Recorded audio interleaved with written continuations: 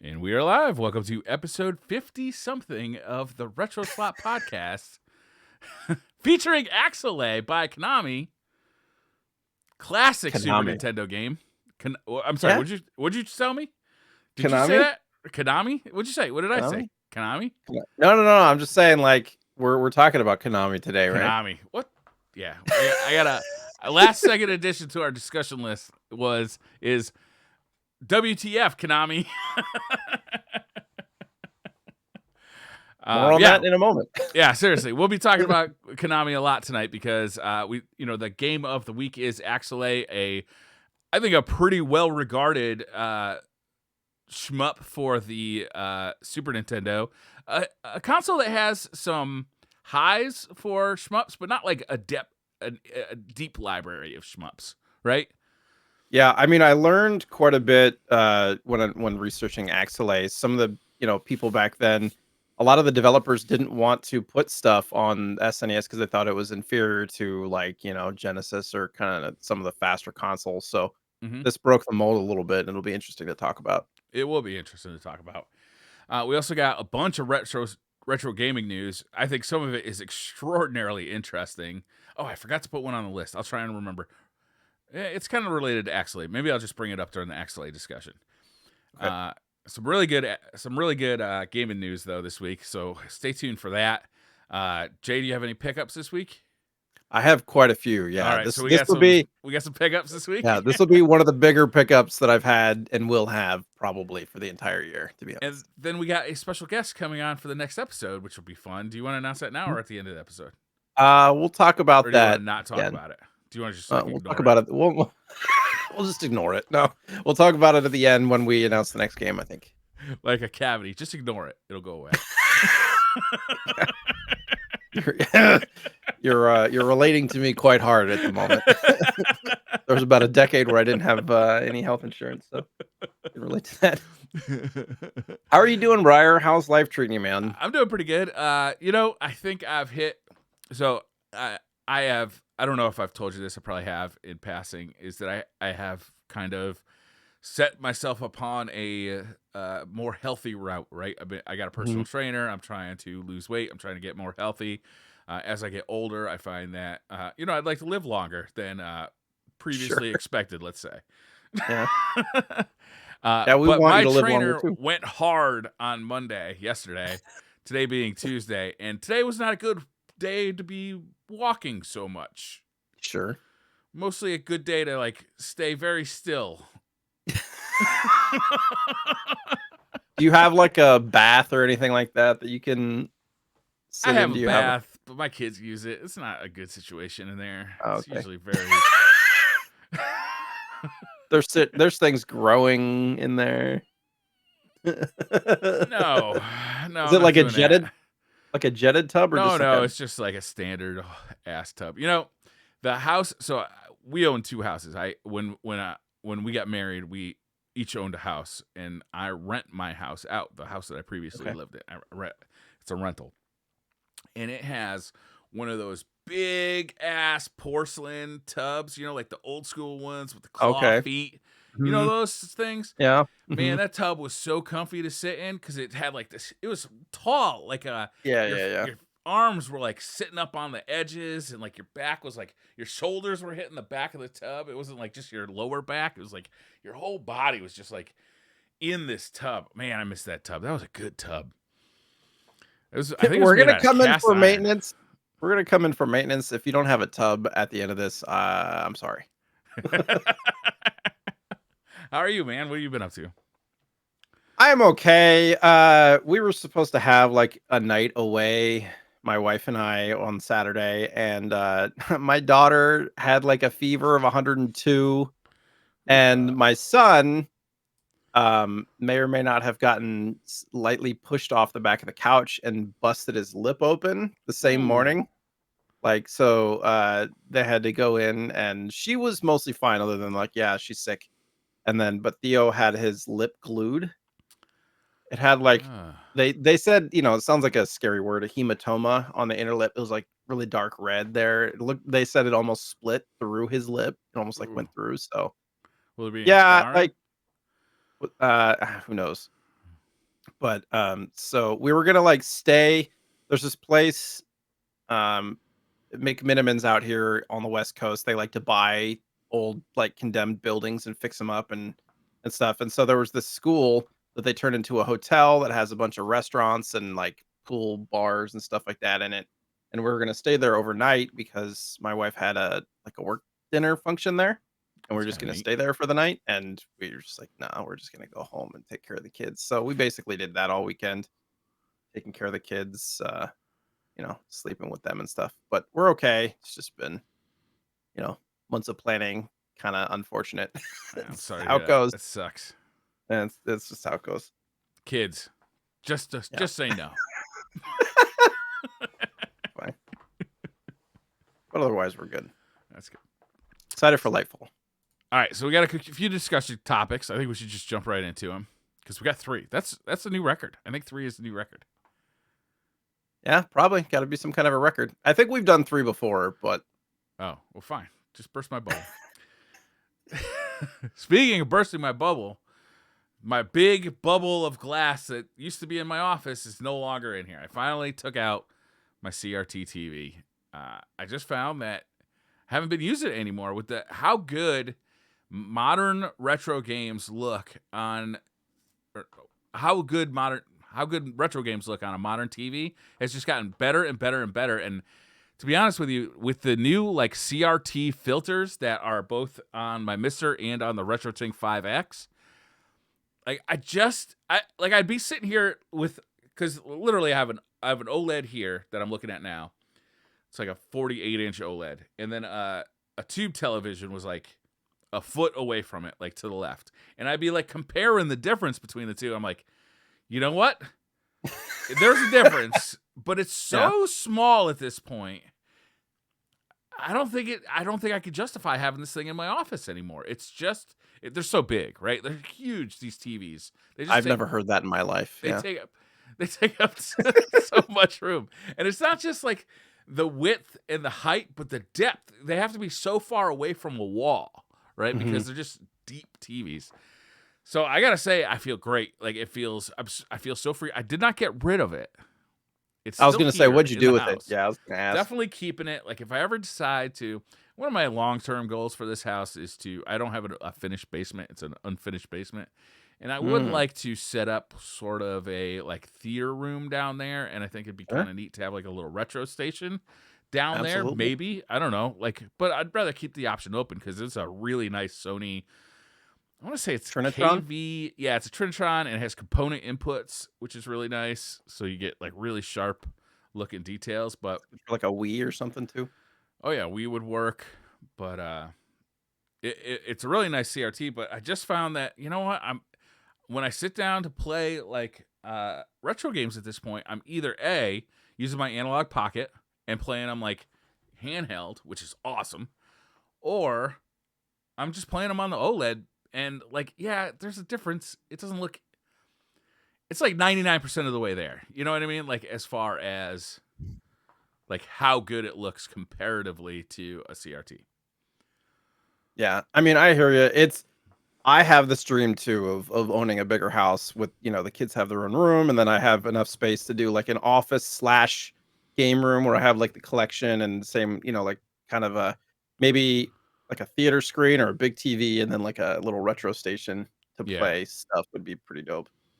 I was gonna kind of piggyback on this. You mentioned the analog pocket, and I totally yeah, forgot to put this in the notes, but I finally after when did the analog pocket come out? Was it a year and a half, 2 years ago?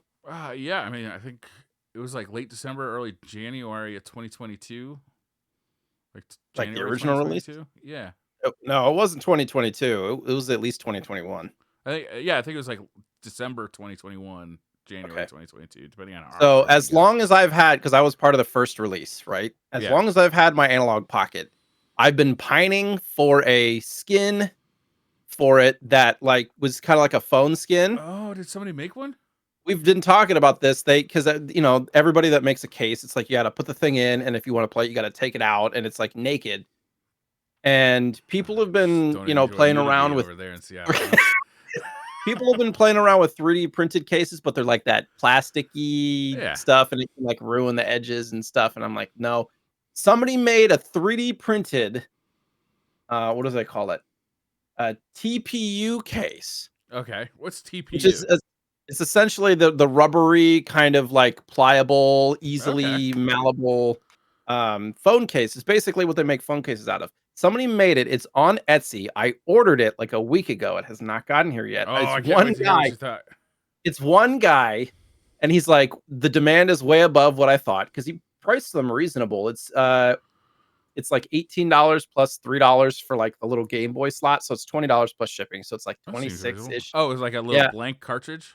yeah, it's like a blank cartridge thing that you put Dude, on yeah, that, send me a link. I'm gonna order one and of these today. I'm gonna send you this link. Yeah. I'll put it I'll I'll try put and remember to put the link in the show notes for it's anybody who's his curious name. about It's on this. Etsy. His name is Mighty Oak Entertainment. There's been 80 sales already, and It's a they're all good really name. good. Yeah. Yeah. The reviews have been good, and he's just taking his time. He's got a few different colors right now: transparent purple and black. I went with black. Black on white's gonna look good. Mm-hmm. Um, I'll put Transparent this. purple is good. Kind of reminds me of like Game Boy Advance a little bit. Yeah, but I'm stoked because I've been waiting a year and a half for this. Yeah. You I have just been. put the You've link. literally been talking about it like since you got it. Yeah. I'll search. I search periodically, and I found on Reddit somebody was talking about it a few months ago. And he's like, I finally released it like a month or two ago, and then Awesome. there's a bunch of people that ordered it, and so yeah. So I put the link there in I the. love buying stuff off of Etsy too, because you're going Yeah. like straight from the person who created this thing. I Mhm. love that. Like I love that. Like Yeah. cutting out like all the middlemen and just going directly to the guy, like the brain of the operation. I love that. 100%. Oh, you get put He that. just I gotta he look at this designed thing. he designed it himself, like in whatever app or whatever. Oh, I But like there's a the little green video. one. If you look on the top, it shows a little video of him like sliding it in and out of the case, Oh yeah, and yeah, that's nice. that kind of rubbery. Like I just want something that'll protect it from like a little fall, or Right. you know, protect the edges and stuff like that. I want to get something too for maybe I'll get like a little plastic thing that I can stick to the back where the Game Boy's games slide in, because there's been a lot of reviews that people like scratching up Yeah. the analog pocket from sliding in and out the games. Maybe I'll Wait, find that looks something. really well built. So, It fits perfectly. so yeah, Cool. I'm gonna order one of these too. give it a shot. I have a question for you. I like my nonsensical discussion I do. questions. I enjoy it too. Uh, Don't get it wrong. I enjoy it too. what is your favorite breakfast baked good? Baked good? Baked good. Okay. I got two, and I don't know if one of them counts.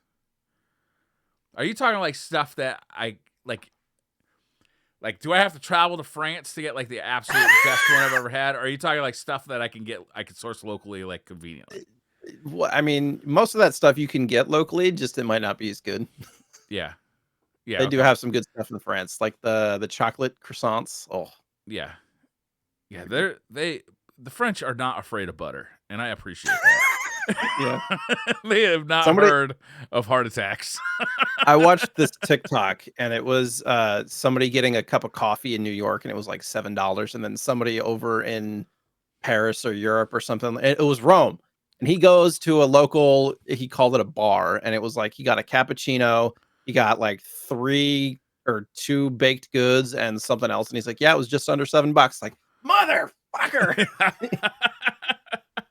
I and, wish. and when you do get a heart attack, they got government provided health care. So they're going to take Yeah, care right. of you. Yeah. Not gonna go bankrupt. Right? Oh, man. My favorite, though, is like breakfast foods are kind of my favorite, like food. Even though I don't eat breakfast, like they're so good. Well, you can eat breakfast whenever. Or that's what I'm saying. Like like those flavors and all of those foods are so good.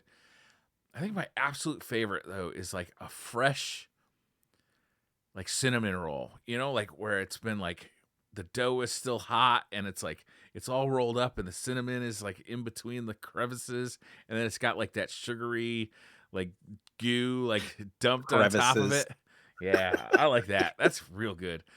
An apple, what is it called with the apple? It's not a dumpling. It's a It's like Oh, those are really good too. My wife gets those occasionally. not like an apple pie, but like an apple, Yeah, it's an apple breakfast food. I can't remember what it's called. Those are kind of really like a good. donut. Yeah. I am a big fan of the cronut, which has somewhat disappeared. I haven't seen one in a very long I've time. never had one. It was very good. I mean, how bad could it be, right? Croissant's great, donut's great, Yeah. cronut, I'm not great. even that big a fan of a donut. Like they were my go-to when donuts were on the menu. When somebody said I'm going to Dunkin' Donuts or I'm going to Krispy Kreme, what do you want? I always said cronut because donuts are a little too sweet for me. I get a little indigestion from a lot of sugar. Oh yeah, okay. Mm-hmm. I was gonna ask the follow-up question, like, what's your favorite donut? Not Okay. counting cronut. What would you? Not, I'd probably go with a plain crawler. You know the twisty ones that are like Oh, long okay. Wait, sticks. yeah. Did you say cruller? Because crullers are different. They're like long sticks. Yeah, Maybe they're it'd called just be like donut sticks. I always just go with donut like a stick. not like a long john. Long johns have the icing on top. No, there's no icing on this. It's just a donut, I know what you're talking but about, the twisty it's ones. not shaped like a donut. Looks like a tiny loaf of bread. Yeah. Yeah, and it's twisted. It's good. Yummy. I like the crullers, the circular twisty ones. Sometimes they're like chocolate covered. Those are Yep. delicious. They're Yep. like nice Those and are good. airy and fluffy in the middle. Yeah. Otherwise, I do like breakfast baked goods. I mean, something like a chocolate croissant or something is delicious. Yeah. Or actually, you know what? My favorite baked good is a cheese Danish. That's a classic, man. You're making me Just hungry. cheese There's Danish, literally not the fruit my ones, dinner got just the delivered cheese like one. right before the podcast and it's sitting downstairs waiting for me. I can smell it. I do love the Chase Danish. I love like those are like I feel like those are like a little old fashioned. You don't see them too often much anymore. I see them in hotel breakfast Yeah. like buffets all the time. Yeah. It's my go-to at the breakfast buffet. But man, they're good. We have like a little Italian bakery, like not across the street, but within walking distance, definitely. And I try not to go there too often. You know, I am Yeah. trying to not die. But when I do, man, I definitely am all over Danish. Oh, I totally forgot bagels, man. Bagels, Yeah. especially when I go to New York, which I go relatively frequently. Bagels are fucking dope. Mhm. And they're, you know, What kind of bagel? Just like a plain one or an everything bagel? I really like a plain bagel. I really like I Schmear. really like the toppings. You know, like I like to get lox on it. I like to get the cream Capers, cheese. Yeah, I onions. like all that stuff. But I won't do bagels like I tend to say no to like a Lender's bagel or like a store bought bagel because it just Okay. tastes like a lot of bread. You know, it doesn't taste like a bagel. It just tastes Yeah. like a lot of bread. And I'm like, that's not what I'm looking for this morning. Yeah. I'm looking for coffee, and then I'll wait till Sure. lunch. Yeah. There was I lost my tab that has all the discussion topics in it. You ever What had was a it? cheese blintz? I've heard the word blintz, but I don't think I've ever eaten it. So it's like a Jewish or a Russian like breakfast thing, and it's like this little, almost think of it like a breakfast pancake, like a Swedish pancake or crepe, Okay. and it's rolled up with like sweet cheese and stuff in the middle, like ricotta and different kinds of cheese. And a lot of the times, it's fried, like pan fried with oil, so it's crispy on the sides. And a lot of people do sour cream on top or like a fruit preserve in sour cream. Yeah, you wouldn't Interesting. think sour cream on that would be good, but it's effing delicious because it adds a little bit Yeah. of tang to that sweet and savory. Oh, it's so good. Bong and a Love blintz. pipe in a crepe. Smoking a He's paper. like, I've heard the word. Okay, now I know where you've I heard the know, word. yeah, I remember. Classic. Last discussion topic is WTF Konami. We were playing a Konami game today. Playing, you know, Axelay is such a, it's such an iconic game. There's so many iconic games. There's so many iconic franchises under the Konami umbrella. I mean, they have how many like releases do they have under their brand that are just like compilations at this point? They have 2 Castlevania collections, like on modern consoles, right? They have the Contra collection. They have this whole Metal Gear Solid line. They have tons of games like Life Force and Axelay and like tons of games that you don't even hardly think of Konami. You got, what did we do? Rocket Knight, that was Hmm. Konami. How many games are made by Konami? And they just like dropped off the planet. They just like stopped making video games, and it's so sad. I have heard that they're like open to working with third party developers to like, make video games with their franchises, but they're just not interested in making video games anymore. It's so Yeah. crazy. It'd be really interesting. I bet you there's probably a story out there, if not now, then soon, about like where the dev teams and all that stuff ended up. Because it's not like they disappeared as people. Like the people that made those games, I'm sure went somewhere. Yeah. And it'd be really interesting to find out like what happened after the dissolution. At the time, I remember hearing when this was happening, it was probably like 5 or 10 years ago now that they really like just decided to step away. But they were just like, they were taking game devs and they were just like assigning them to projects that were not games. They were just like, it was like basically like, look, leave or we're just going to like assign you to, I guess there's like kind of like in Japan, it's like a customary forced retirement where like they kind of like, they just kind of like, they keep you on the payroll, but they no longer like use you, if that makes sense. So you like, That'd it's be like, great. I know, right? Okay. Oh, how sad of an existence. I'm kidding. I'm kidding. I think there is like some there's some shame involved in it though, that, Sure, sure. and I think that's what they tried to do to God, why can't I remember his name? The guy who makes Metal Gear Solid. Why can't I I know who remember you're his talking name? about. Yeah, everybody knows who I'm talking about. It's gonna be in the Not comments. Kojima, is it? Kojima. Yeah, that's what they kind of did to him, and just real weird stuff. But man, what a company that has so many amazing franchises, so many like, I don't know, every time their stuff comes up on limited run games, I always order it. Like they just did the arcade collection, they did the Konami collection, they did the Contra collection, they did the Castlevania collection. They haven't done the second Castlevania collection yet, but I'll definitely pick that up when it does release. Hmm. They've done it digitally, not physically. Yeah, and I mean, they're not really doing anything themselves, as you said. Like other companies are picking up their IPs and Right. re-releasing them, and Yeah, I think that's what fortunately, happened a with lot of Rocket them have Knight, been. right? It was just another company grabbed it. Yeah, somebody was talking about somebody from our community just picked up a copy of Rocket Knight, and I told them about Sparkster as the sequel, and they're like, "I didn't know there was a sequel." I was like, "There Yeah. you go." It's not as I good don't know if though. it's, yeah, it's Yeah, not it's not as highly regarded, but it's still no, there. it's not even nearly as highly regarded. And then they made Rocket Knight Adventures that came out, I think, in the PS3 era, which was Trying to also remember. not highly regarded.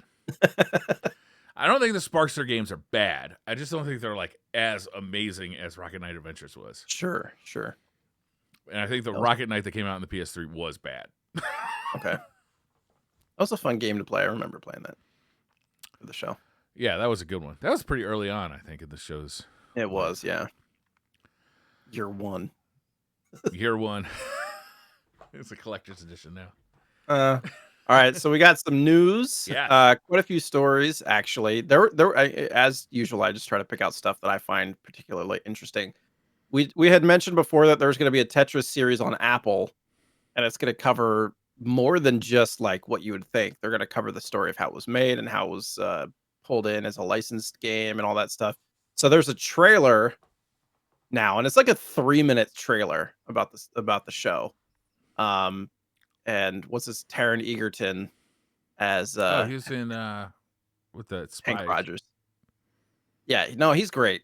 Yeah. He does a good job. And I don't know, actually Taron Egerton was also on another show on Apple, and it was about the where he goes into prison undercover to try to get somebody to admit to like serial killing Oh, and really? stuff. I think I saw the trailer Really for that now that you interesting. mention it. Blackbird, I think it's what it's called. Oh, it's a good show. It was If you good. haven't watched Okay, I'll Black, watch it. oh, it's great. I'm currently Great. rewatching Andor, the Star Wars Andor. Okay, I haven't finished that. Fuck, that's a good show. I haven't God finished damn, it. I think it's the best Star Wars media Yeah. since the original 3 movies. Fair. There was something about it. I don't know. Maybe I need to like sit and make sure that I'm like, sometimes when you're watching a show, you're doing other stuff at the same time and you just kind of get Tell me disconnected. about it, I brother. need to sit and like, Yeah. and I need to like fucking focus. Yeah. Uh, Sometimes you're just not in the mood to see something that's sure. is good. You're just not in the mood for it. Yeah. You got to pay attention to the different references and all the stuff. But just on Blackbird, it's got the main kind of antagonist in that show is the guy from Cobra Kai, the buzzsaw, the older dude, the bigger older dude with like the braided beard.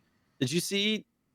Have Yeah. you seen Cobra Kai? So Yeah. he's like the guy who like comes in and he's the older guy and he like you would expect him to kick ass and he does. Oh, okay. He's the main antagonist in the Blackbird show. Not one of the not a person from the original movies.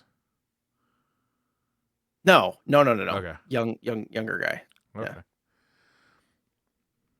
Anyways, so I'm excited about that show. It comes out in it. Oh, what does it say? March 31st is when it starts. Oh, that's But nice. That's Apple coming up. likes to drip feed stuff, so it's gonna take a few months before the whole show's That's on there. okay. I don't mind it. At first, I think I got really used to the Netflix model, like dumping the whole show. But Mhm. now I find that what happens is I just like I binge watch the entire show and then I don't even remember what happened. So Sure. I'm kind of on board with drip feeding shows now again. And like what I'll do is I'll like wait a couple weeks and get like a couple episodes, but then I actually like remember what happened. You know what I Mm. mean? As opposed to when I Mhm. just binge watch 8 hours of TV. Like half the time I'm looking at my analog pocket, half the time Yeah. who knows what I'm doing. I'm not paying Fair. attention though. That's clear. Speaking of that, there's a show on Netflix called 100 Physical or Physical 100. It's a Korean show. It's I've seen basically it. Yeah, like, oh, have you watched it? I haven't watched it. I've just seen the Oh, it's preview for it. so good. It's like Yeah, the real life version of what was that show? Squid Game. Squid Game. Yeah. And it's really good. Basically, for those who don't know what Physical 100 is, it's they take 100 people from Korea, like very, very well in shape, like bodybuilders, gymnasts, like wrestlers, all these different like ridiculously in shape people, and they put them in this arena essentially, and they compete against each other in physical challenges to be the like number one, and then they'll win like 30 million won, which is the equivalent of like $250,000 or 300,000 or something like that. But it's really good and it's really intense. They haven't released like the final episode or two yet, but Oh, I really? enjoyed that thoroughly. Yes, because Netflix normally just throws everything out Yeah, they there, but dump I it. think Yeah. maybe because they have to dub it and stuff that they're doing it slower. I don't know, but it's really good. I've been looking forward Uh, to the new season of Drive to Survive. Do you ever watch that? It's a show uh-uh. about F1 I've on heard that. Netflix. They do it. They do it every season. It's a phenomenal TV show. Is it like a docu series? Yeah, it's like yeah, and it's going over the previous F1 season, and they do it every year, and it's really fun. It Gotcha. humanizes the sport in a way that helps you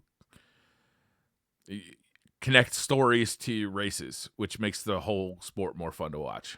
You know? Sure. I mean, it's like, fantasy football got me into football in general, so I Yeah, guess this kind of thing would do that too. I don't have a huge love for F1 or racing at all, so it'd be an interesting show to pick it up on. is. It's very interesting.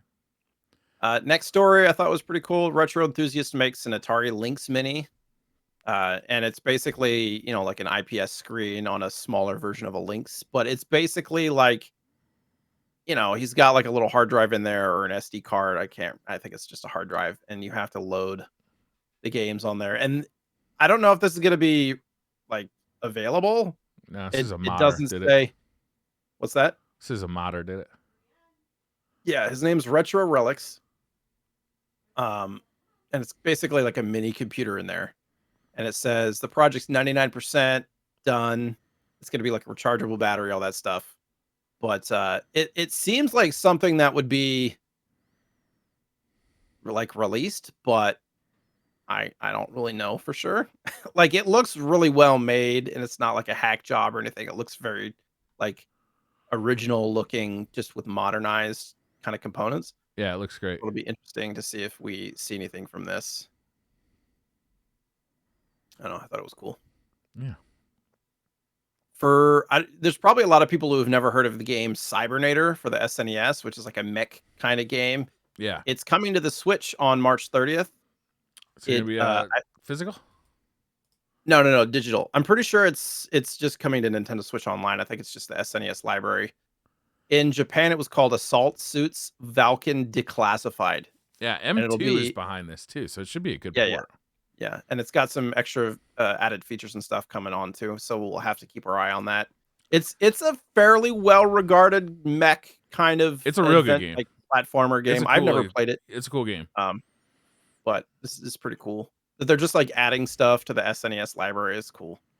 This is part of the Assault Suit series. So there's like Target Earth on the Genesis, and then Cyberdator was the sequel, but like they're all named crazy in the US, so it's like really hard to keep track of where the series went.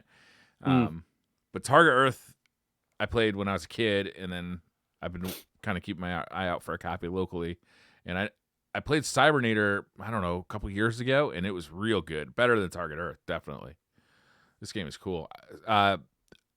M2, who, you know, they're the people who port all these games. So they port a lot of games, and they do an excellent job. They often work with Strictly Limited, so I would not be surprised to see Strictly Limited have a physical release of this at some point. Do you think it would be kind of a full game with all the different games of the series on a physical, maybe Could be. I mean, maybe M2 will work on like compilation? a bunch of them. Yeah, that'd be cool. I mean, it's weird. Like M2, I have a bunch of M2 like physical releases. Like some of them are, you know, they have a bunch of games. Some of them have a game, like the M2 Shot Triggers games that like Esperade for it was like a cave shoot 'em up. One game, but they put all sorts of extras in there, so it really depends. I'll definitely check this out though. I'm a big fan. Yeah. I mean, it's just if you have the $20 a year subscription, I'm pretty sure it's just getting added to that. Speaking of compilations, I don't know how to pronounce this. Oh, I didn't Toplin? realize that. So this is coming to the Switch Online service? Yeah, Cybernator. Oh. Yeah, that's Why what I wouldn't thought it they was just called. do a regular port? Why did they have M2 doing it? I don't know. Well, I think because they were adding stuff, it was like an updated version. Well, that's really weird. That's not how they usually do that, right? It's like usually stuff that goes onto the online service is just a ROM, basically. Yeah, It's not. There's no. or maybe I don't know. It just says arrives on the Switch, so maybe you have to pay for it. I don't know. I read this as it was just coming to like the Switch. Yeah, maybe you have to pay for this. I don't know. There's no price or anything, and it's coming out next month, so I Yeah, guess we'll see. yeah. We'll have to wait. Well, I hope they do a physical. I Yeah, would that'd be definitely cool. like to get this. We've I been hope talking about, Briar's been on the shmup train, and Toplin, Zero Wing, and hard. Hellfire Yeah. are being bundled together this year. There's no announcement exactly when or how much or what platforms, but previous compilations from these folks have been released on like PS4 and Switch. So odds This is are, M2 Shot Triggers again. yeah, This is yeah. working on a lot of stuff. I believe this one has been announced. Is definitely at least coming to Play Asia, so we should be able to import it from Play Asia. But That's a cool. lot of these games are not getting translated, so it may just be you got to get it in Sure. Japanese and Google Translate on your phone to like be able to do the menus. But I like how they're calling it Zero Fire Mm. instead of like having the two names side by side. They just like combine the two names into So, one yeah, name. Zero Wing and Hellfire. I Yeah. do have Hellfire for Genesis. I haven't played it yet. Oh, really? I Pretty heard well that's good. I regarded. don't have it. Yeah. So we'll talk about that more when we hear more about it. There's a Sonic ROM hack has been released after 5 years of development. Whoa. Sonic Hellfire, another Hellfire. Basically, it's like I don't know how to describe it. Basically, they take the Sonic assets and they created new levels and new like songs, and it's like all new stuff. Wow. It's basically a new game, but it looks very kind of original to Sonic. It doesn't look like an updated Sonic. It looks like a Genesis version of Sonic, but it's completely new. It Cool. looks really cool. And you can download it now. And it says something to note is that Red Miso recommends emulating the game in Blast, EM, Genesis Plus, GX, or Kega Fusion, or using original hardware. to avoid issues and glitches. Okay, will do. I'll Like, it's download that. really a dark kind of version of Sonic. Like, everything is set in like a almost not quite sepia tone, but it's got like a different kind of filter on it. The health bar is like all blood and I don't know. Looks really cool. Okay, I'll check it out. I kind of want to check this out. It almost looks like a what do they call like an anarchy? You remember the anarchy circle? Yeah. That aesthetic on Sonic is what it feels like to me. Okay. kind of Castlevania Sonic. Uh we've been talking about different, fakes being sold and stuff like that. Now there's fake NES prototype carts being sold to collectors and museums. Like a collector sold some of these to a museum, and the museum was like, "Hold on, this we're not sure this is legitimate." And so multiple NES carts, and they've been found out because they, like either the board isn't accurate to the time or wrong years in the menu based on different things. Like they're really having to dig down. But somebody's like cutting up carts and like making them look like um prototypes and selling them for thousands of dollars. Hmm. And people are getting duped here. It's very unfortunate. It's bound to happen when prices get as high as they are, right? Like, It's if true. there's money to be It made, sucks. people are going to try to scam you out of it. Man, this makes me sad. Be careful out there, folks. Yeah, not only is it sad that people are getting duped, but it kind of sullies the water as to trying to figure out what's a legitimate prototype and what isn't. It Yeah. makes it a lot harder to figure that out. You got to do a lot more homework. And there's not a lot of resources out there, you know, Right. to if you end up buying a prototype to like Well, especially when certify. museums and, like, people who are the authority are getting duped, then, Right. this is the Yeah. same thing that happens in the art world, right? It's like people create a fake, and then, like, if they're good enough, they could get it passed off as the real thing, and then it's that much harder to figure out what's a fake the next time, right? If you Sure. get trying to compare it Yeah. to. Yeah. So really unfortunate there. I was just gonna say, Mighty Final Fight. Have you played that game Oh for the yeah, NES? yeah. It's getting an unofficial fan made sequel, Okay, and it looks great. cool. Like updated graphics, updated music, new levels, new story, um, some remakes of original levels and stuff like that. But there's some side by sides on this link from the demo dev page, and it's getting made by. It's called what is it called? Mighty Final Fight Forever. Mm-hmm. And Does look go to really good. bouncergames.com. Obviously this is it's just like a hack, so it's going to be released for free. This is not something they can make money on realistically. This can't be running on an NES. It looks too good to be on an NES. Yeah, no. It looks kind of like the HD remakes that they're doing a lot of stuff in now. You know what I mean? Like Yeah, yeah, kind of totally. 2D HD drop shadows and all that stuff. Just quickly, it'll include a whole new story, original characters with redesigns, color palettes from other Final Fight games, new playable characters, original enemies, new enemies, original levels that are remade, new levels, remade original soundtrack with new tracks, new weapons, specials. Like it's comprehensive here. And Mm, for those who don't know what Mighty Final Fight is, it's basically a Final Fight game where they're like chibi characters. yeah. It was like Like, it was released on the NES, like real late in the NES's life, right? Like well yeah, after the it's not Super a cheap Nintendo had art. come out, and it's really a fun game though. This game, I kind of wish they had waited until it was finished to announce it at all, because I would imagine Capcom lawyers are going to be all over this, because they're using characters in here that are still being used. Like, I was literally watching the Capcom World Cup on Sunday, and they were just talking about new characters for Street Fighter that are in these screenshots. So Hmm. I would not be It's surprised if interesting. Capcom's lawyer come after these guys. It's interesting though. Like if they're not trying to profit from it, I don't think that's how copyright works, though. I think that if you don't protect your copyright, like sure. you're at risk of losing it. And when Capcom's literally got Cody and Hagar, I don't think Guy is in a recent Street Fighter game, but I know Cody was in Street Fighter 5. Like, I never know what is going to get taken down and what isn't at this Yeah. point. I mean, the best case scenario is Capcom calls these guys and says, "Let's release this game under the Capcom license." You know, Yeah. that'd be the best case scenario for us anyway. Yeah. I mean, yeah. I'm definitely gonna download this demo though. It looks fantastic. Yeah. The demo is out currently.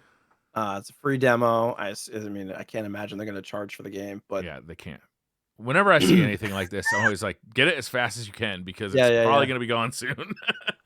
I mean, once it's on the internet, I feel like it'll be accessible somewhere. But Yeah, but I don't like going to I don't like once it's on like shady websites. I'm like, oh great. What am I gonna? What else am I downloading right now? yeah. True. So yeah, that's available on the bouncergames.com/project forever. Okay. That looks awesome.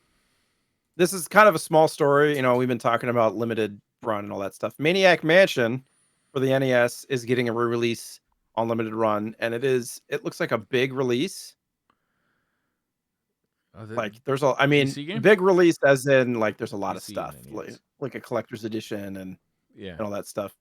Pre-orders are open February 17th through April 2nd at limitedrungames.com.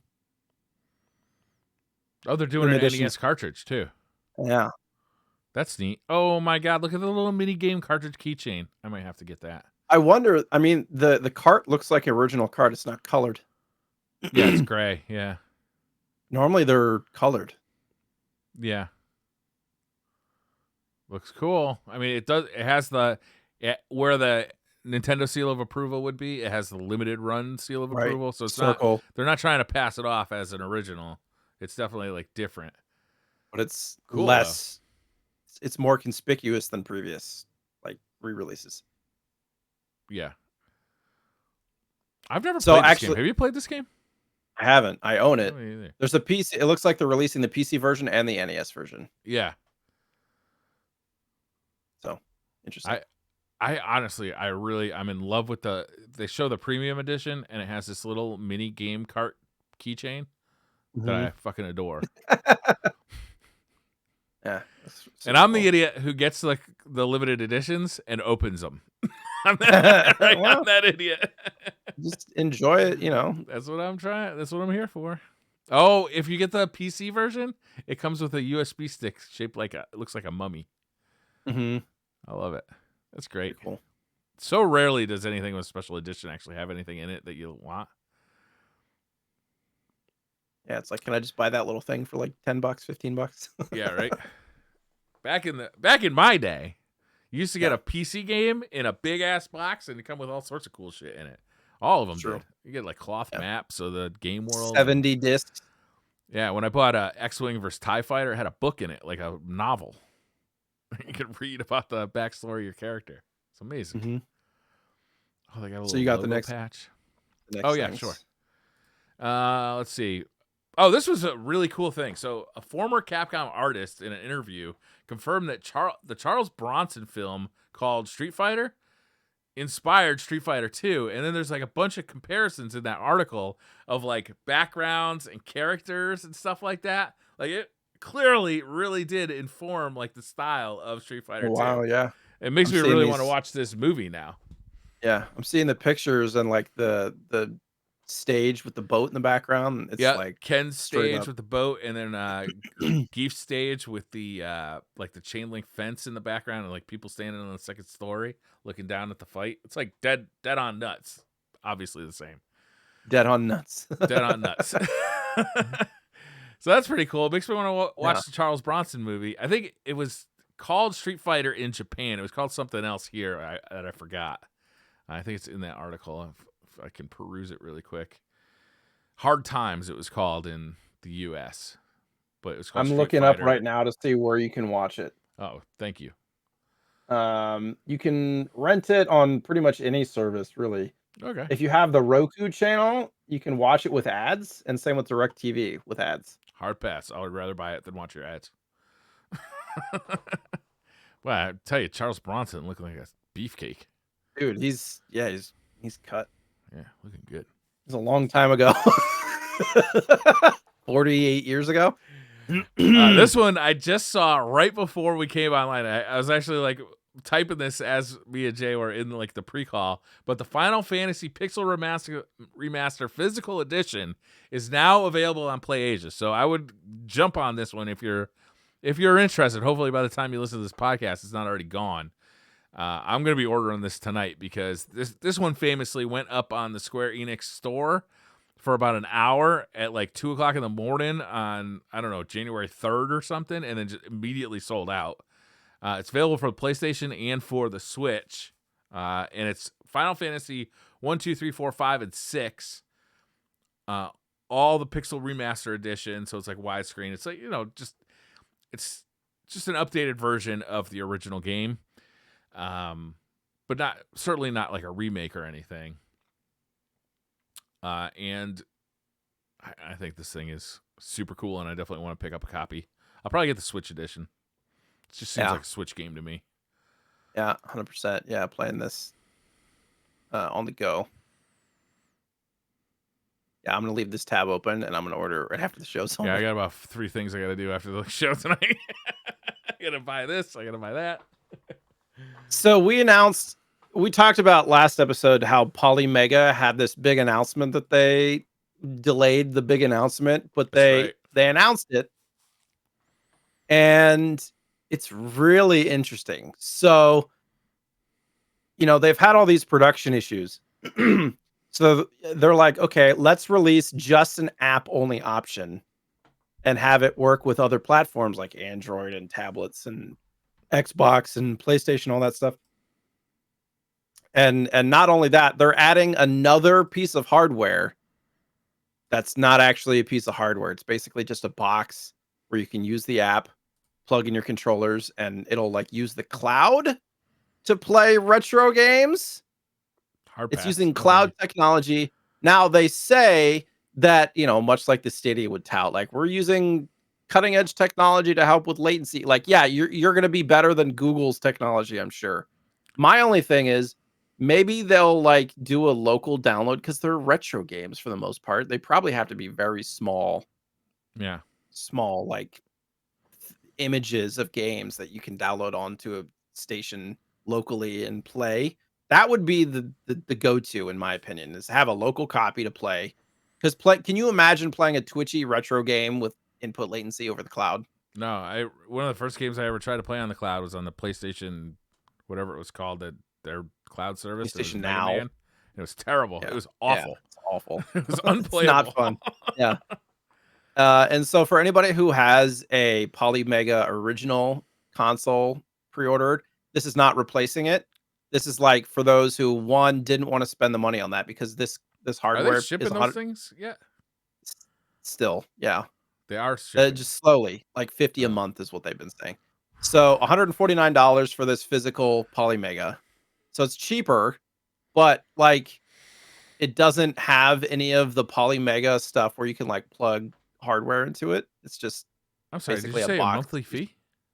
No. Well, it does also have a subscription that you have to pay for, and if you have the original PolyMega, it will include 1 year free of their online service. Plus, the physical box also, I believe, has a year free. How is this better than the free option of RetroArch? Yeah, it's not. I don't understand this. There's a ton of like front ends for all your emulators currently available. Why would you pay somebody a monthly fee to have this one? Yeah. And also, they're releasing a new controller that basically looks like a PlayStation controller, which won't be as good as like shit that you already have. Sure. They do say that this one, because one of the biggest issues. So confusing to me. Yeah. One of the biggest issues with PolyMega is that their controller is not great. So they're like, all right, let's create a new controller, and it's supposed to have a lower latency connection and all this stuff.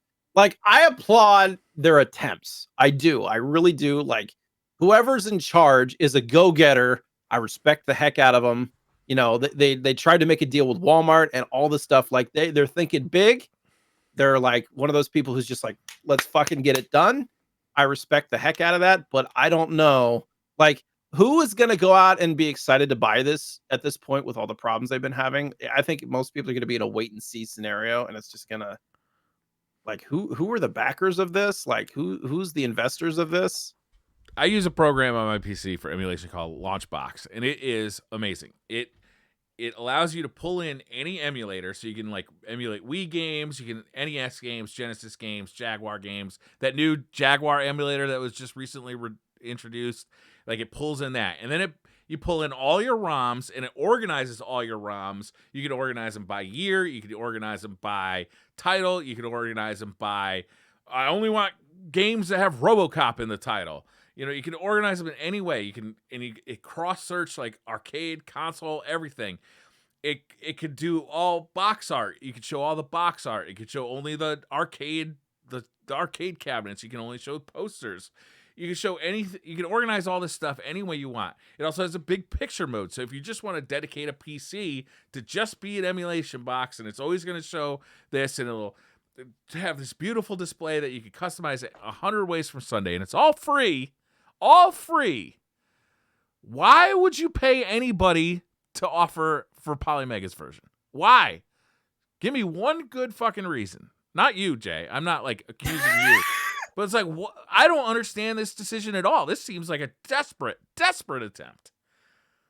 Well, yeah, and on top of that, it completely changes the use case of wanting a PolyMega in the first place. Like the whole point was to have something where you could play your physical media, right? That was the whole allure, like the way that it brought everything together. Right. Now you're basically turning it into a software emulation box that uses cloud technology, which, again, I respect the visionary and I respect the hard work behind it, but you know, I'm going to be a pessimist here. I don't think this is going to do anything they do for the say market. that they're going to allow you to use a standard disk drive to play, install, and manage legacy games from your original. If you have one, yeah. If you have who's got a CD-ROM drive, who's got a CD-ROM drive anymore? I have one because I'm weird.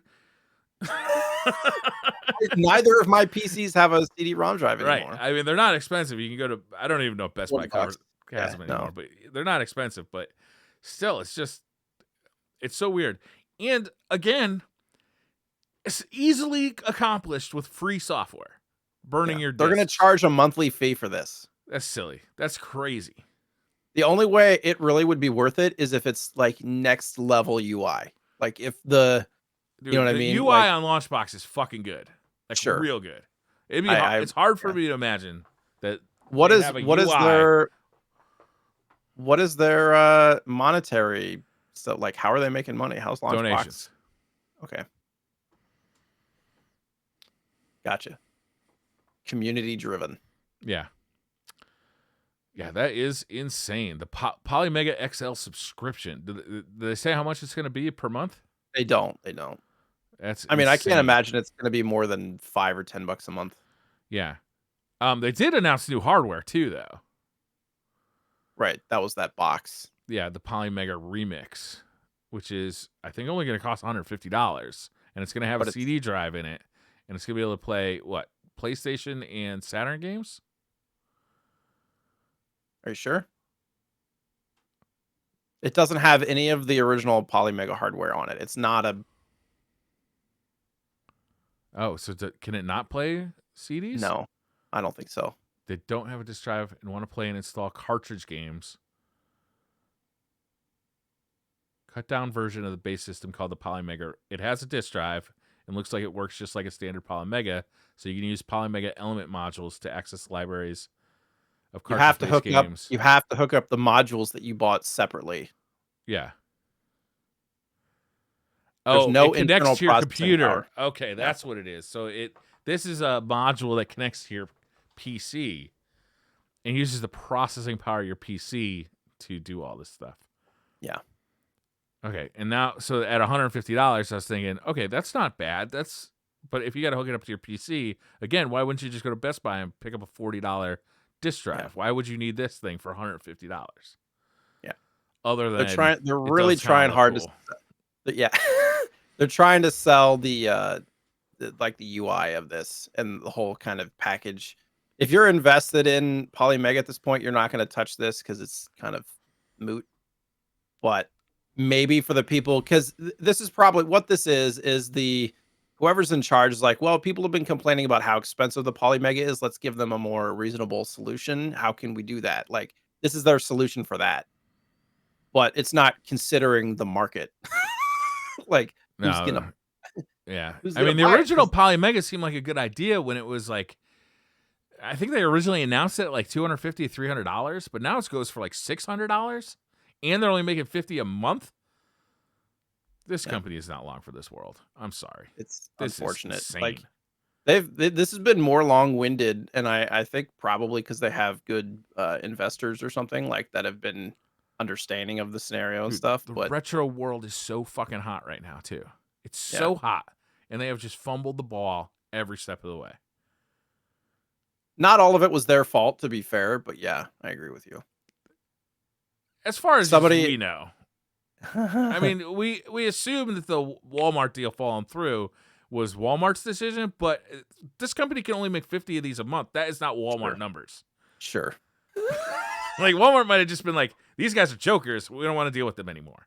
Sure, could be. 100%. They're dreamers, man. The fucking crazy part about this, to me, the absolute most crazy part about this, to me, is that people have gotten these things and say, this thing works fucking good. Yeah, Like, that's amazing. Like, because it's like yeah, every other aspect of it is a complete shit show. yeah. Aside from the fact that it does work pretty good. It's like the opposite of most, hardware issue, you know what I mean? Like, most of the time people get stuff and they're like, "Yeah, this is trash, it's not worth it." Yeah, but So, people who like play these games, people who have huge libraries, are like, this thing actually works pretty good, and it's a way to, like, I have a big collection of Saturn games, or I have a big collection of uh, PlayStation games. It's a way for me to put the game in once, copy the game to the hard drive, and then put the game back on my shelf where it stays protected. Not have to yeah. worry about like messing up my $400 Saturn collection, $400 disc. But I mean, the pricing is just wacky. A monthly fee for an emulating front end, because they're probably not even writing the emulators. They're probably just grabbing the ones. It's insane. Unless they're making, like, first-party games and stuff, I don't see it. It's insane. And I'm looking Callus at their in front chat end. It doesn't look that good to me. Yeah. Callus in chat says, apparently BMW is charging you a subscription to use your heated seats now. It reminds me Oh, of, yeah. like, how the controversy of Twitter charging for two-factor authentication now, like, this is and They're then charging also for apparently two-factor authentication. and apparently Facebook's getting on board with it too. Fuck, I could care less about Facebook. I haven't been on that site in 10 No, I'm years. just saying, like, the whole idea of nickeling and diming for stuff that we've had already is just the most bizarre thing. Twitter is dying. Yeah, no kidding. Well, it's just, it's they're trying to recoup the investment at this point. I think just doing anything they can. Why don't they just try and make the fucking thing for an affordable price and higher quantity than 50 a month? Yeah. That's crazy. What are they Look for making other this thing in like distributors. somebody's basement? Yeah, I don't know. It's like less than 2 a day, right? Like, they're like being built by hand. Yeah. How can you do less than 2 a day? Like, makes no sense. Wow. Axelay. Yeah, the $150 version is just it's a CD drive that you attach to your computer. That's insane. Yeah. Whatever. Anyhow, Axelay. You're right. Axelay. Let's talk about something good. Yeah. What'd you think? Man, I like this game. This is a game that I actually bought when I think I bought it. I'm not positive. I might have rented this when I was a kid. My fuzzy memories on this one. Sure. Back in the 90s. That was a lot of beers ago. I remember not liking this game though when I was a kid. Like playing it tough. and being like, I don't like this. I don't like the way the player, like the ship moves on the vertically scrolling screens. Yeah, it's It's interesting. really weird. And I didn't like the way it looked, even though like all the magazines seemed to think it looked amazing. I didn't like the way it looked. Graphics look kind of muddy to me, and like, a little. It's like an F-Zero almost. yeah, and it's a weird, like, you're constantly like flying up the screen, but like rolling over the horizon. Yep. And you're also like sometimes you're moving the screen left and right while you're scrolling vertically. Mm-hmm. But it's kind of pushing you back to the middle. So like if you just let off the stick, like it just pushes your ship back to the middle, which can be like when you're trying to like evade enemy bullets, when you only got like a really tiny gap, this exact size of your ship can be really hard because you're like, I gotta kind of keep moving, otherwise I'm just gonna like swing back. I remember not liking this game, but this time I really liked it. I enjoyed it a lot more. I still don't think that the vertical sections are my favorite, but they got the coolest fucking bosses I've ever seen in a shooting game. I think they're amazing. Yeah, they're cool. But the side-scrolling bosses, games were awesome. yeah, I was just gonna say it seemed like the bosses were the easiest part of the game. Yeah, they were pretty easy. Once you figure them out, they don't offer a lot of challenge. In fact, this game was a lot easier than I remember when I was a kid. Obviously, Did you play on normal or easy mode? I played through on easy mode, and I finished with like 4 continues. My second try, my first try, I got past the lava boss, which is, if you haven't seen this lava boss, he's on the screen now if you're watching the YouTube version, but he's basically like a full I screen. didn't get that far. He's a full screen boss. Like it's like a dude, like a muscle man made out of lava. And he's got arms that kind of come down and smash you, and then like toss rocks around and stuff. It's a really cool looking boss. And I'm gonna put some gameplay up for everybody to watch while we're doing that. But I got to him. I think I got right after him, and I died. I ran out of continues. But my second playthrough, I made it through the game with, I think, 3 or 4 continues, and then I played right through the normal mode and finished the normal mode. So you got the end. No, you got to beat to get like the special ending or the full ending, which is not different than the regular ending in many ways. It just says look forward to Axelay 2, which never came out. Yeah. You got to beat the hard mode, and you got to loop it twice. So you gotta beat it and then go through hard mode again. So I'm gonna work on that. This game is pretty approachable, I think. It's like any shooter. You got to kind of memorize how to beat enemies, but it's kind of a cool thing where you don't pick up weapons in this game. You start with the weapons you're gonna get at the beginning. You kind of select them, and then at any point you can switch between your 3 weapons. And then as you progress through the game, you get access to more and more weapons. But you only can pick 3 at a time. So at the beginning, when you enter a level, you got to like select your loadout, which is kind of nice. And I kind of had some favorites, and even it's not necessarily the newest weapon you have is not going to be the most powerful, which was interesting. Do you know how many levels there were? I think there were 6. I think I got to level 5. I got to the one where there's an underwater boss. Yes. Yeah. I thought that was a hard level. Well, yeah, and the boss, I was like, oh, this is easy. And then all of a sudden it starts shooting shit that was tracking me. And I'm like, oh no. And I was like on my last life, and then I died, and I was like, okay, I guess that's it. So I mean, but I felt pretty accomplished getting as far as I did. I played it on stream last night / this morning. And there's a good sense of accomplishment for beating levels, really, even on easy mode, to be honest. And I was trying to figure out what was different on easy mode. I think enemies took slightly less hits, and I think you had like 1 or 2 more continues. Yeah, I think you start with 6 continues and 3 on normal mode. Oh, wait, no, 5 on normal. 7 easy, 5 normal, 3 hard. Yeah, continues. It wasn't extremely easy. It's not like it was much easier of a playthrough on easy versus normal. But it gives you a few extra chances and stuff like that. But yeah, I enjoyed it, and there's a couple of weapons that really kind of I loved. I really enjoyed the weapon in the beginning. The second weapon, the one in the middle, the one that goes, it's like a 360 because you can shoot stuff from all sides. Yeah. And there's a lot of times there's stuff like coming in behind you, and so you're using those things.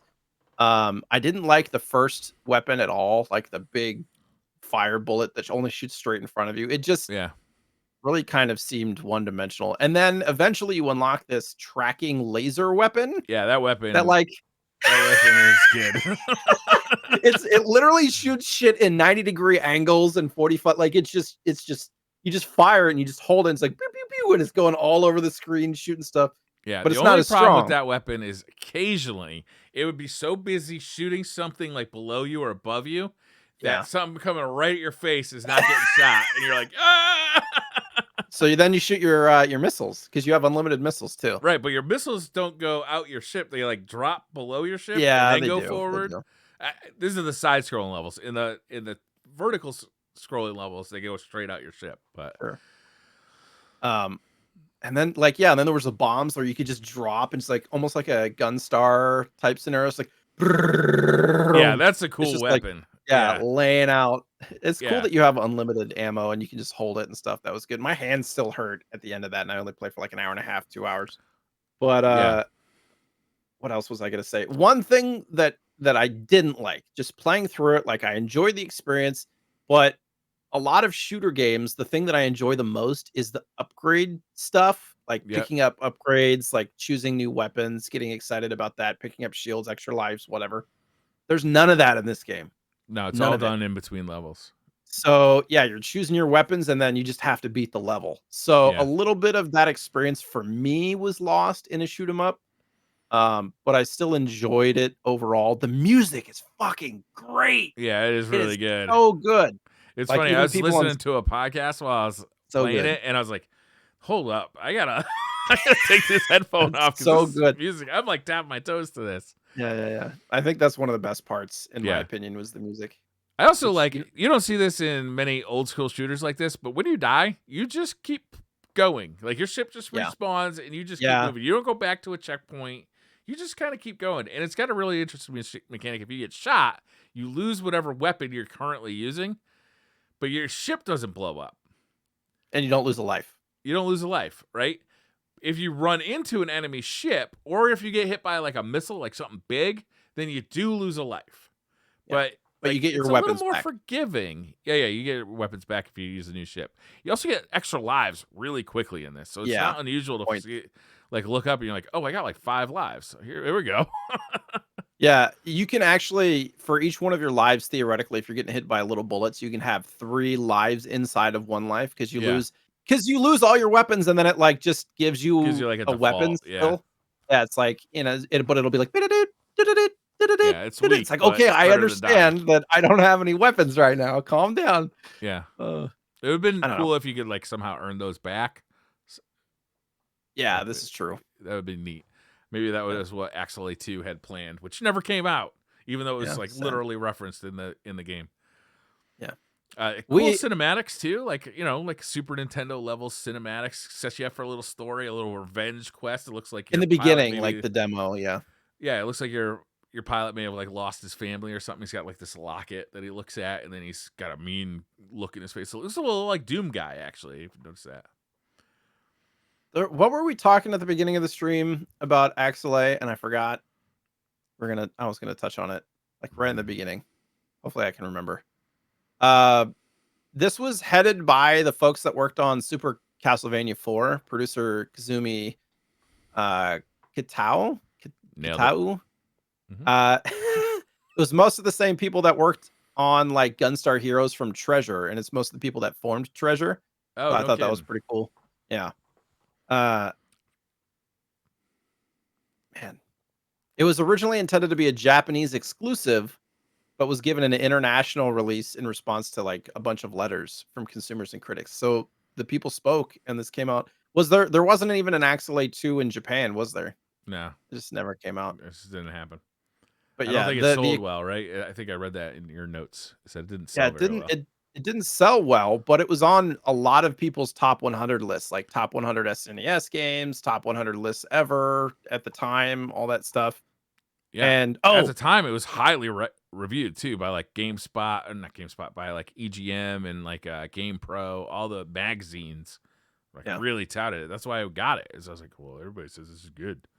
I think Nintendo Power was like one of the lower ones, but it was like a 55 or a 60, which is still playable. I don't know why. I think they just thought it was too hard, essentially. It's not that But hard the for bosses are not that shooters. hard. Well, for For shooters, I'm saying like it's not that hard. sure, Like I beat it my second try through.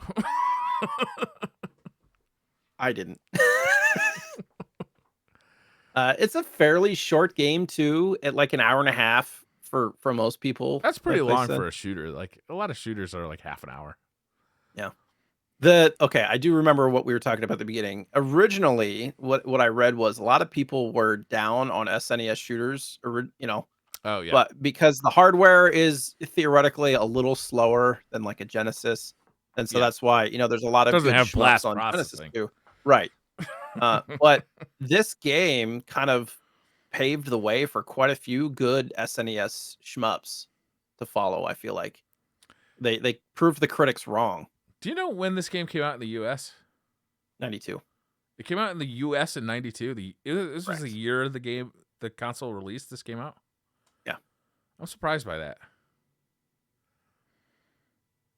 Yeah, there was I can tell R-Type. you exactly Was it when. R-Type 3 came out the first year, but it was like plagued by slowdown. There It was came out. U.S. Squadron. Sorry, I was just gonna say, Japan was the 11th of September, and North America was like a week or two later in Wow, September, and then interesting. Europe was a year later Because in fuck you, Europe. 93. You know why? You know what you did. Wow. Free healthcare. Wow.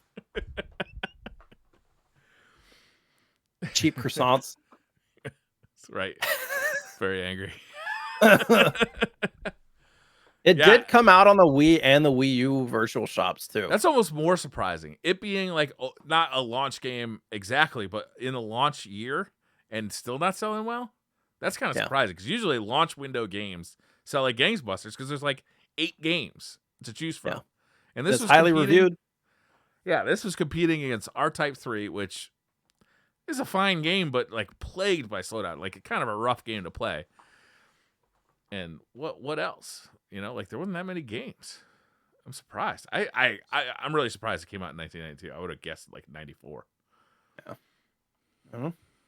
I Interesting. mean, a lot of I feel like, correct me if I'm wrong, I haven't played a million shmups, but some revolutionary kind of stuff in the game. Like, not often did you have the weapons system that they had, Yeah. or like the movement system, or the way that it went from vertical to horizontal and stuff like I that. think that alone is pretty unusual to like switch between vertical and horizontal Yeah. between. I don't think it calls it between levels. I think it like combines the two as like one level. Is Life Force the other one that kind of does that for the NES? Maybe. I think I saw somewhere that they compared it to that a little bit. Okay. I haven't played that. Well, this is way easier than Life Force. Life Force is fucking bone Mhm. hard, man. Yeah, I was pretty happy playing this. I still like I don't love the vertical levels that much. Like it's definitely not my favorite shmup, but it might be my favorite shmup on the SNES. Have you played all of them on the SNES? I played no, I There's don't like think so. Gradius 3, I played Super that. R-Type That's 3. hard. R-Type 3. I don't like R-Type games that much. They're just not my jam. That one Trying in to think of what else particular. there is. UN Squadron. Oh yeah, which is a highly touted game. As we covered that one, didn't we? Yeah. Early. I remember playing that on stream. That Yeah. was a fun game too. That was a horizontal one. Yeah, not a ton. Yeah. This game also, since I bought it, shot up in price. Like Oh shot yeah, up. I yeah. think it like nearly doubled. It's just weird. Usually I'm not in It on the good end of that. it happens. It happens a lot with games that like it's come back down. I'm looking at price charting. It popped up to like over $100 and it came down, and then it's going back up again. But it happens a lot with these games that weren't really that popular originally, but they're great games and people discover them now. They're like, okay, yeah, Mm. this was a good game. I want to play it. And that's a very common thing to happen in game values, to be honest, when people finally realize that these games are good. Yeah, it's a good game. I feel like this one's always been known as a good game, though. No, yeah, but I feel like not as many people knew about it Yeah. originally. I don't know. The Super Nintendo was not known for its shooters. Like, it just, No. not like, it's, and not to say there are not good ones on RPGs. there. Yeah, it's just not known for it. Like, that's not, it's like, there's Doom Guy right there on the screen. Look at him. Looking all menacing. Yeah, I like this game. I absolutely would recommend checking this one out if you're into kind of like a nice, not like super stressful shooter, but still checking it out. Yeah. I tried on easy for sure. Oh yeah, definitely. Right, and then just like if you get through that, then check it out on normal. Yeah. It doesn't feel a whole lot different on normal than it does on easy. To be honest with you, it just No. feels like you have more shots at it. Like maybe there's some more enemy bullets. I don't know. Doesn't feel that much No, harder, to the be enemy honest. bullets felt exactly the same because I started it on normal and then I went back and played it on easy. I was like, this doesn't feel much different other than maybe it's taking 1 or 2 less bullets to kill enemies. Yeah, There was 1 or 2 bosses where I was like, okay, that boss died a little bit quicker than he did on normal. yeah, I can see Because that. I think it's But also, mostly the you're lives. learning how to beat everything faster too. Like, True.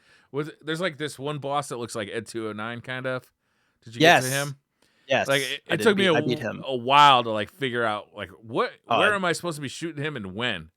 yeah, Because it took me, yeah, because it's like on the top part, and yeah, I was dropping the missiles on him. It's just- but and then he does the he's brrrr, not hard to beat. Like he's not very dangerous. he's So you have slow all the and time in the world really to figure him yeah, out. Yeah, it's a cool game. I would definitely check this one out. yeah. I I don't don't know know if if I'll I'd ever go back. recommend. I think was I on the next to last level, the one with the underwater boss? I don't know the order of them. There's the underwater boss. So you didn't get to the lava stage. Correct. Yeah. So that there's a stage. So yeah, there's that stage and the stage after that. Okay. Yeah, there was like 3 power-ups I hadn't unlocked yet, I think. Yeah. I had done like Oh yeah, 2, that's a weird thing too. Is 2, so 1, 2, there's is there 3 or 4 power up slots in each 3, row? 3. 3. So you get all 3 on the top slot. You get all 3 on the bottom one, but you never get all 3 in the middle one. Oh, okay. Which and I was like, well, maybe you just gotta like maybe you get it on the second loop. Like if you just keep Maybe. playing, because the game will just like you watch you beat it, you watch the ending, and it just kind of like okay, here you go again. It's gonna be a little harder this time. So I was thinking, well, maybe you just get it that way. But I mean, you start from scratch when you restart, so it's not like you keep all your weapons. You earn more. So yeah, I don't know how. Maybe it's just not ever given to you. I don't know. Hmm.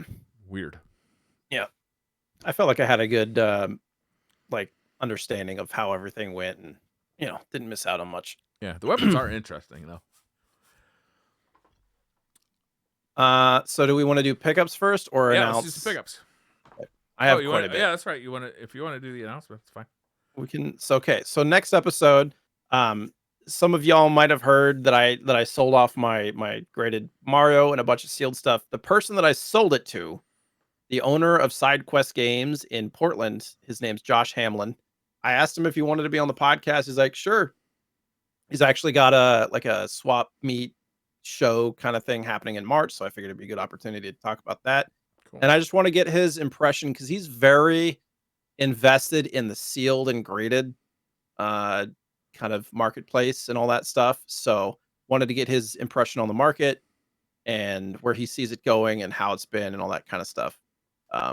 So he'll be here in 2 weeks. He gave me originally he gave me a game and then he's like he thought that we were gonna he thought I was inviting him over to play it live on Oh, podcasts and I'm like, okay. well, I don't really have the resources for that.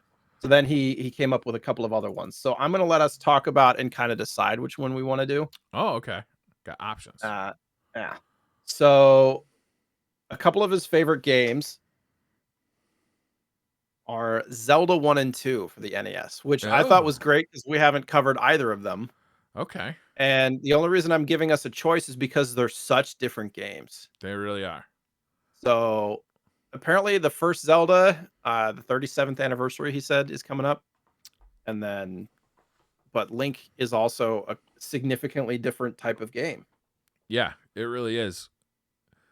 A funny thing about Zelda 2: The Adventure of Link is that it was a groundbreaking game when it came out in Japan, but it got delayed for its US release.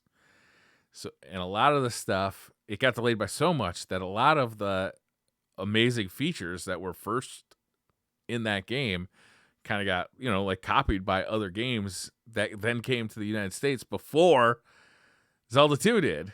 So it was like it just did not have the impact that it had for Japan in America. It felt really weird. It was a odd duck, that game.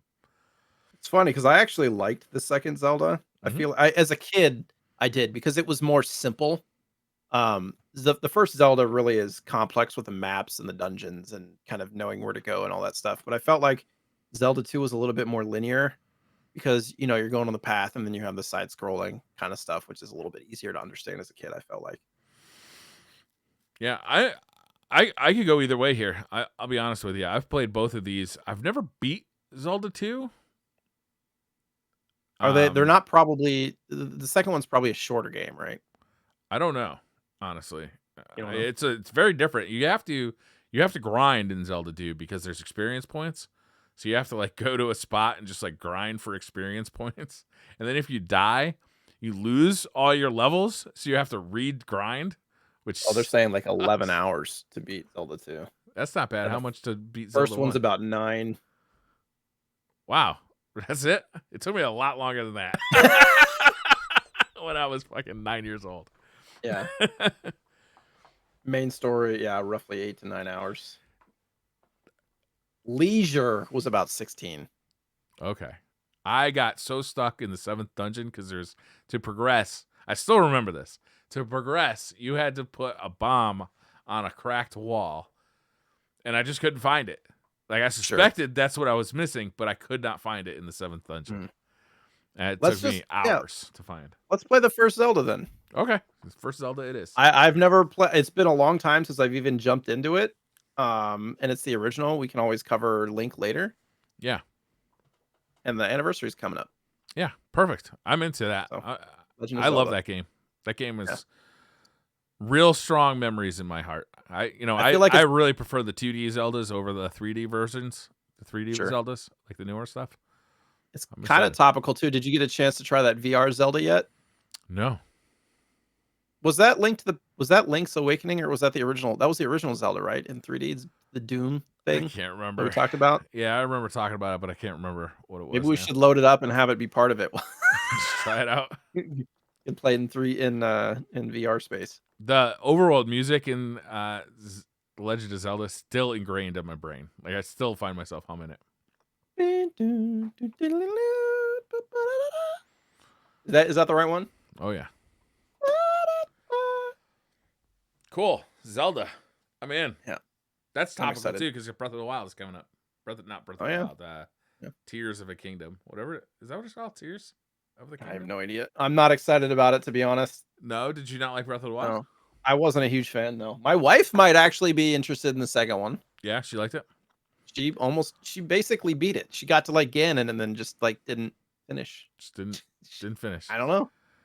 How do you get to Ganon and not finish?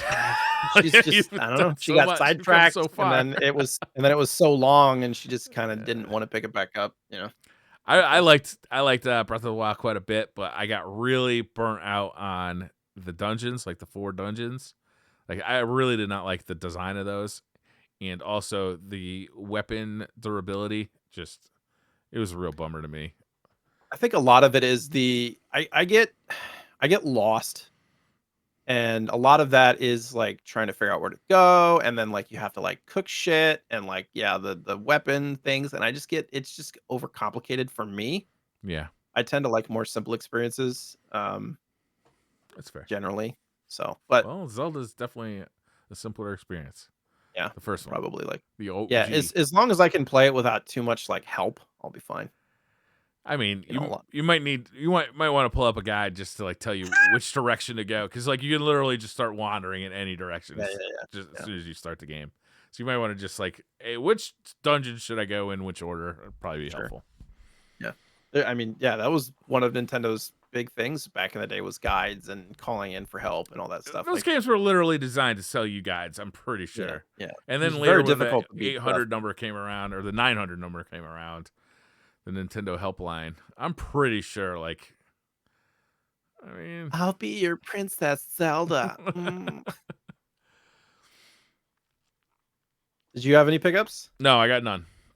I got a bunch. So here's the story of a lovely lady. Okay, so the way that Josh's store works too, when you sell stuff or trade things in, you get a percentage back as points. So I got a bunch of points for selling a lot of expensive games. And also I took in like a dozen boxes worth of shit in the garage for him, and he gave me decent trade-in on like Skylanders, Disney Infinity, a bunch of stuff that's literally been sitting in my garage for years. He hates me for it. He's probably going to be talking shit on the episode like, thanks for bringing me your trash. But he gave me a bunch of trade-in, and he was super nice, and he's the kind of person who will buy like entire collections. He's already bought apparently this year, I think 2 full NES sets, like card only, like full Wow. 600, like 2 of them. He buys those Plus for his personal collection, or he buys those to no, sell at the to store? resell. Like he's selling online, he's doing WhatsApp or whatnot, whatever it's called. Like he's hustling, man. He's a hustler as far as like just like getting stuff out the door. But he's like, "Hey, come to the back." He had bins. A guy drove up from another state to sell his entire NES collection, and it was like bins of complete in box NES games. Unannounced, like he Like, didn't call. no. I think they had talked, Okay. and So it seems yeah, like it's. and I guess he's showing up with like a shoebox full of games unannounced, but like a whole NES collection. oh man, it was wild and just really cool because he's just like, yeah, pick out stuff that you want. Like, and he just like let me come to the back and just like fish through stuff that I would want. Like I had picked out a dozen games, but I didn't have enough, like obviously. But I did pick out some stuff. So first, I just want to we'll do the quick stuff. I got a few games from Eastar Land. These are like the last things that I got with credit. I thought they were kind of cool. A couple of PSP games, Street Fighter Alpha Didn't Max. you already have Alpha 3 Max? Not for the PSP.